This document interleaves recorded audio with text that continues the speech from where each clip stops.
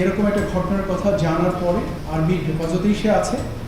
যখন রাষ্ট্রীয় নিরাপত্তা ও রাজনৈতিক ভারসাম্য এক সূক্ষ্ম সীমানায় দাঁড়িয়ে, তখনই প্রকাশ্যে আসে এক বিস্ফোরক তথ্য।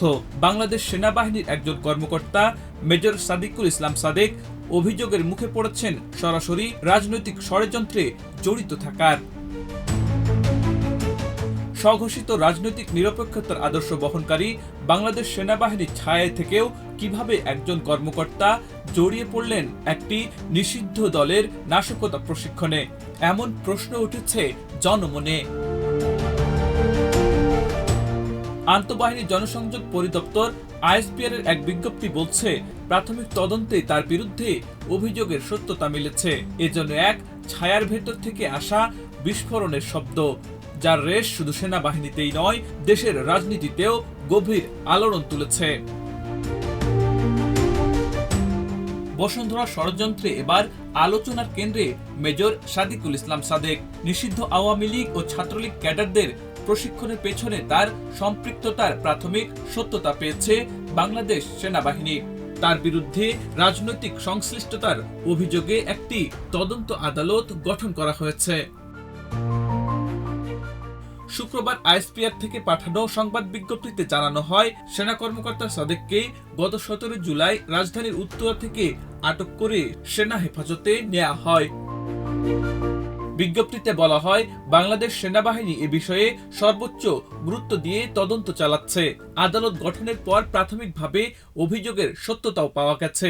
এখন পূর্ণ তদন্ত শেষে সেনা আইনে তার বিরুদ্ধে যথাযথ ব্যবস্থা নেওয়া হবে।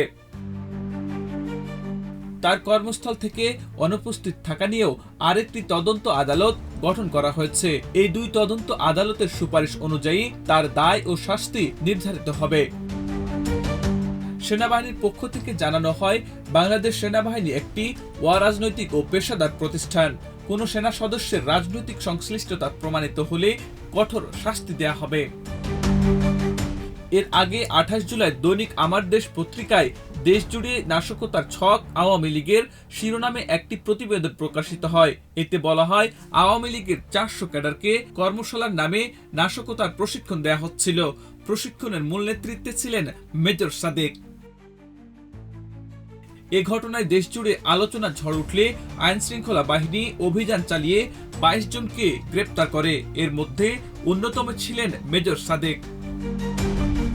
এ ঘটনায় স্পষ্ট হচ্ছে, বাংলাদেশ সেনাবাহিনীর ছায়াতলে থেকেও রাজনৈতিক অস্থিতিশীলতায় জড়ানোর অভিযোগ থেকে রেহাই পায়নি কেউ। চূড়ান্ত তদন্ত শেষে প্রমাণিত হলে এই ঘটনাটি বাংলাদেশের নিরাপত্তা ও রাজনৈতিক স্থিতিশীলতার উপর বড় ধরনের আঘাত আনতে পারে। আব্দুল হাকিম, প্রজন্ম 24।